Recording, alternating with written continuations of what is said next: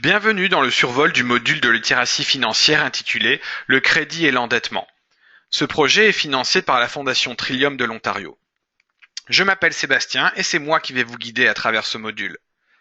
Le présent webinaire offre une vue d'ensemble du projet sur la littératie financière et précise le contenu de l'atelier Le crédit et l'endettement. Chaque module a été conçu comme ressource de formation autonome. Pour faciliter la consultation, les modules sont dotés d'un code de couleur. Chaque module comprend son propre webinaire et des renseignements généraux similaires au sujet du projet, ainsi que des renseignements spécifiques au module que vous voulez utiliser. Vous aurez besoin d'examiner tout le matériel avant d'animer l'atelier pour la première fois. Vous pouvez choisir de ne pas utiliser le webinaire si vous croyez pouvoir aborder le matériel sans l'avoir visionné. Pour vous faciliter la tâche, nous vous suggérons d'imprimer le matériel de présentation du module avant de visionner le webinaire. Ce projet est dirigé par Adult Basic Education Association de Hamilton Wentworth, en partenariat avec The Haldnor Community Credit Union, Project Read Literacy Network Waterloo Wellington, Collège Boréal Campus de Hamilton, Catholic Family Services of Hamilton, Hamilton Literacy Council, Ontario au travail Hamilton. Voyons maintenant le programme. L'introduction fournit un aperçu de l'ensemble du projet, de l'auditoire, des documents et des outils. Dans la section couvrant la mise en place et la préparation des modules, nous examinerons le contenu de chaque module et les ressources multimédia. Le survol du module passe le matériel en revue et propose des délais de mise en œuvre. Il couvre également les points qui traitent de l'aide supplémentaire et des questions et commentaires.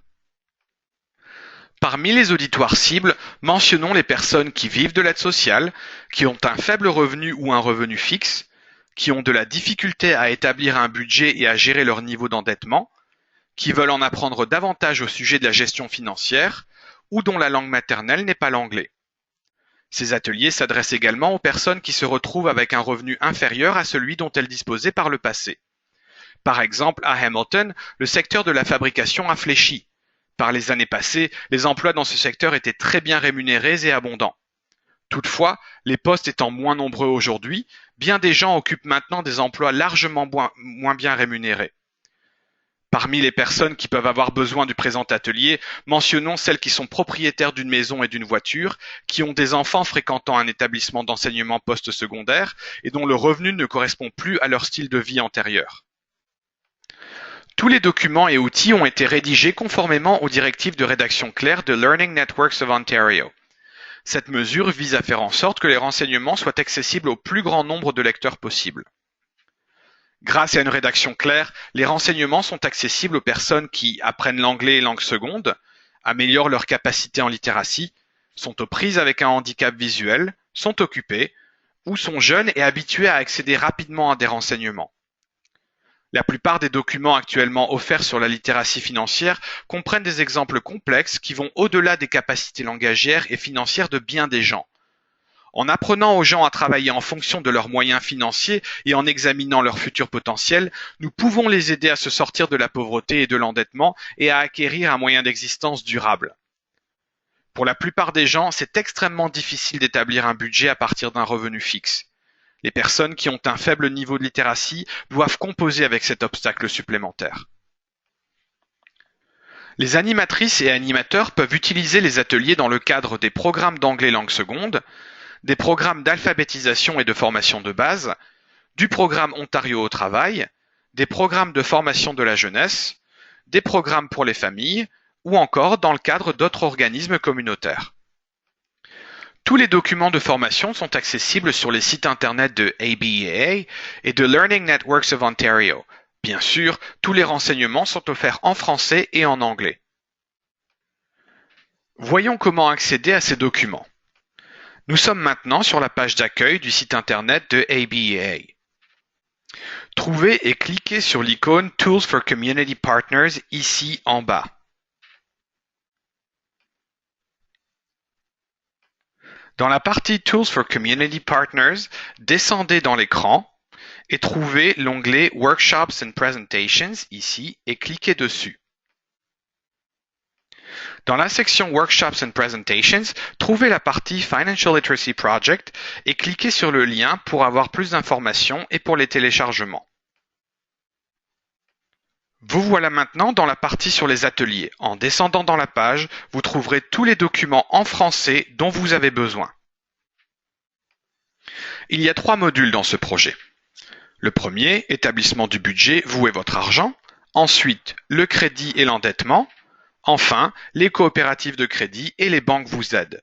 Chaque module comprend son propre webinaire de survol. Si vous trouvez des erreurs ou avez des problèmes techniques pendant l'utilisation de ces documents ou pour l'accès aux liens, merci de nous le signaler par courriel à l'adresse indiquée à la fin de cette présentation.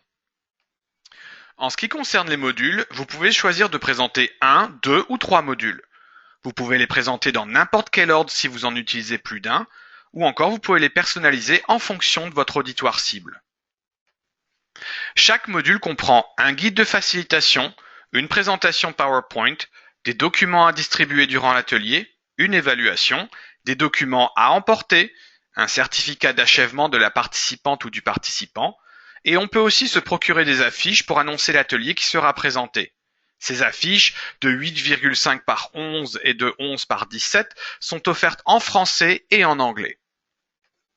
Le présent module comprend des ressources multimédia telles que des vidéos, des sites web, des calculatrices en ligne.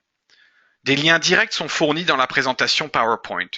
Vous pouvez cliquer sur ceci pour aller sur un site si vous avez accès à Internet. Vous devrez examiner les liens avant de diriger la séance du module. Vous pouvez choisir de les ouvrir afin qu'ils soient prêts avant la séance ou vous pouvez les ouvrir au moment où vous en aurez besoin. Si vous ne pouvez pas y accéder durant la séance, vous pouvez télécharger le fichier multimédia. Celui-ci comprend un bon nombre de vidéos ainsi que des captures d'écran des sites web et des calculatrices. Si vous trouvez d'autres ressources que vous aimeriez présenter et que vous n'aurez pas accès à Internet durant la séance, vous pouvez créer des captures d'écran et les montrer aux participants pour les encourager à visiter ces sites eux-mêmes à un moment ultérieur.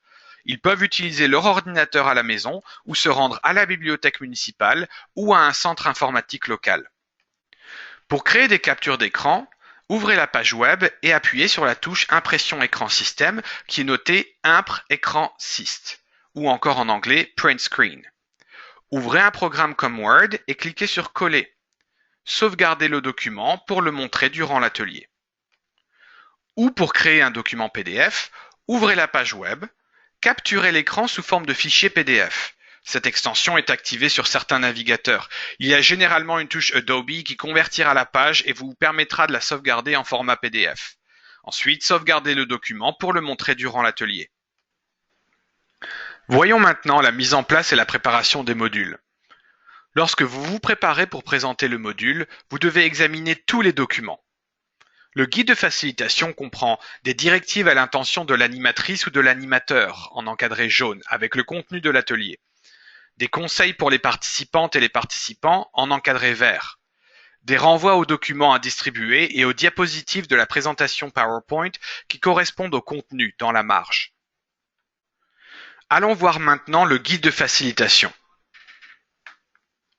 Un exemple d'encadré jaune qui concerne des directives à l'intention de l'animatrice ou de l'animateur se trouve à la page 3, comme ici.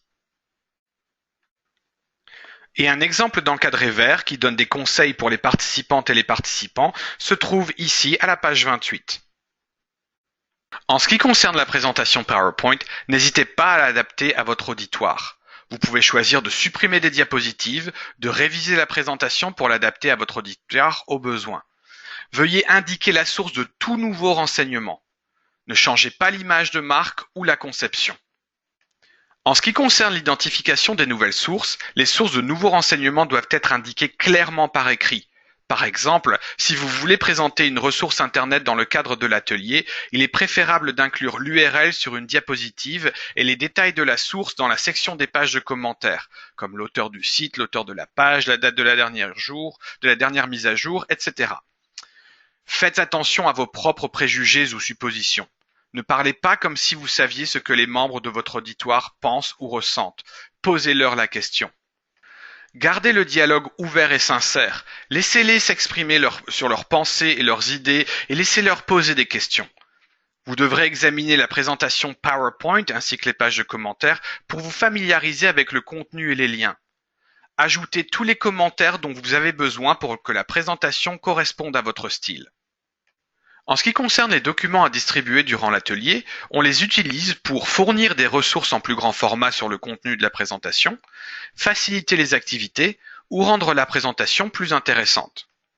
Vous pouvez utiliser tous les documents à distribuer ou choisir ceux qui, selon vous, conviendront le mieux à votre auditoire. Vous pouvez également ajouter d'autres documents que vous avez trouvés.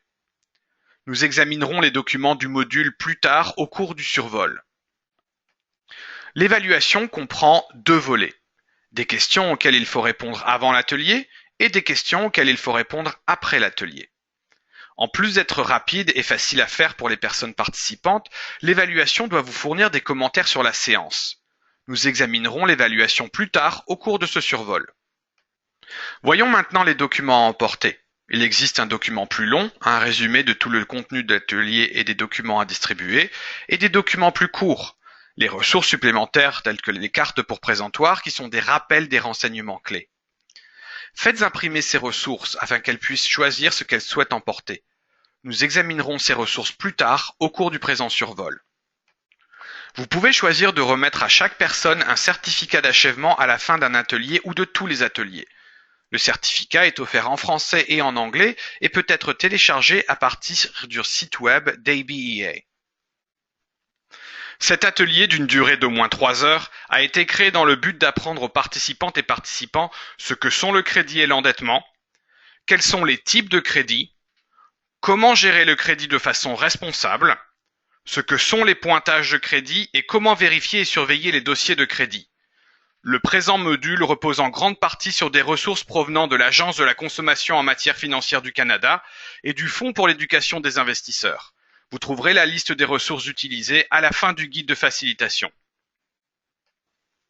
Vous pouvez adapter le plan d'exécution de l'atelier proposé à la page suivante en fonction de vos besoins. Nous indiquons le temps minimum qui est requis. Vous voudrez peut-être avoir plus de temps pour les discussions ou le travail interactif. Adaptez le plan d'exécution à votre auditoire. Ce plan d'exécution sert de ligne directrice seulement. Vous pouvez choisir de consacrer plus de temps à une section et moins de temps à une autre. Vous trouverez dans le guide de facilitation des explications sur les sujets qui seront traités dans chaque section. Intégrez des pauses au moment qui vous semble approprié. Si vous présentez ce webinaire dans le cadre d'une séance d'une demi-journée, vous prendrez probablement une pause de 20 minutes. Voyons l'étude de cas sur les cartes de crédit. Cette étude utilise la calculatrice de paiement minimum pour montrer aux participantes et participants combien de temps cela prendra pour rembourser un achat, combien d'intérêts ils paieront et combien coûtera l'achat au total. L'étude de cas sur les cartes de crédit commence à la page 10 du guide de facilitation que voici. La voici en page 10 du guide de facilitation, mais vous pouvez retrouver toutes les études de cas dans le document à distribuer B. La présentation PowerPoint comporte de nombreuses ressources multimédia, notamment la vidéo Get It on Credit, en anglais seulement, et les outils en ligne, calculatrice de paiement minimum et outils de sélection de cartes de crédit. Vérifiez les ressources multimédia de l'atelier pour vous assurer d'être à l'aise avec leur contenu et voir si les liens fonctionnent. Les ressources multimédia que nous avons évoquées se trouvent dans la présentation PowerPoint Crédit et dette que voici.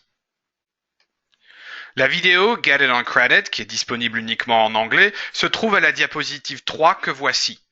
Cliquez sur l'icône en bas de la page pour accéder à la vidéo. Une fois que vous avez cliqué, vous parvenez à la vidéo dans ce site internet et pouvez la lire en cliquant sur l'icône Lecture. Les outils en ligne, calculatrice de paiement minimum et outils de sélection de cartes de crédit sont disponibles à la diapositive 18 que voici. Pour avoir accès à ces outils, cliquez simplement sur la calculatrice pour la calculatrice de paiement minimum et sur la carte de crédit pour l'outil de sélection de carte de crédit. Une fois que vous avez cliqué sur la calculatrice, vous parvenez à ce site internet qui est la calculatrice de paiement de carte de crédit. Une fois que vous avez cliqué sur le logo carte de crédit, vous parvenez à ce site, l'outil de sélection de carte de crédit.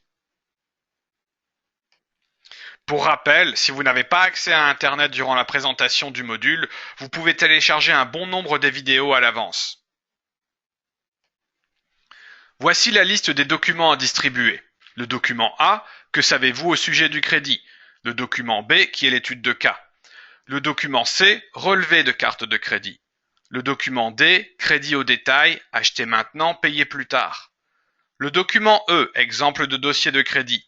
Le document F, facteur influençant mon pointage de crédit. Le document G, exemple de formulaire de demande de mes antécédents de crédit. Le document H, bon ou mauvais crédit. Et enfin, l'évaluation. Ces documents à distribuer sont tous indiqués dans le guide d'animation et dans la présentation PowerPoint dans les commentaires. Examinons les documents à distribuer et l'évaluation maintenant. Voici le document A. Que savez-vous au sujet du crédit? Voici le document B. Scénario d'étude de cas. Voici le document C. Relevé de carte de crédit. Voici le document D. Crédit au détail. Acheter maintenant, payer plus tard. Voici le document E contenant des exemples de dossiers de crédit. Voici le document F, facteur influençant mon pointage de crédit. Voici le document G, exemple de formulaire de demande de mes antécédents de crédit. Voici le document H, bon ou mauvais crédit. Enfin, voici l'évaluation. Voici la liste des documents à emporter. Tout d'abord, le livret des participantes et participants à emporter. Et les cartes pour présentoir, les signes d'un problème d'endettement et les façons de réduire les dettes. Le livret des participantes et participants à emporter que voici est un très long document qui comprend tout le contenu du module et les tableaux utilisés durant l'atelier. N'hésitez pas à enlever les pages qui ne conviennent pas à votre groupe.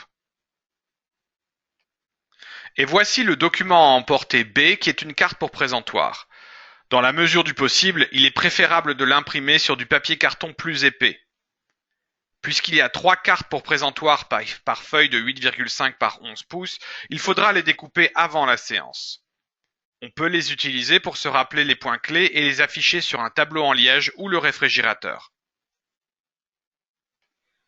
Les autres documents sont le certificat d'achèvement et la fiche.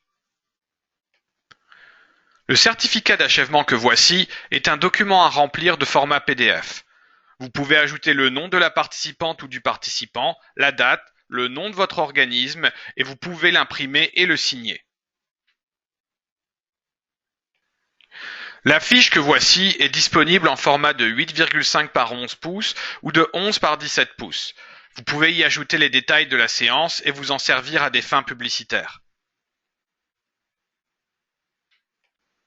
Si vous avez des questions ou des commentaires sur ce module ou la façon de l'animer, veuillez contacter Adult Basic Education Association au numéro de téléphone ou au site internet qui apparaissent ici. Nous vous remercions de votre participation à la séance d'aujourd'hui.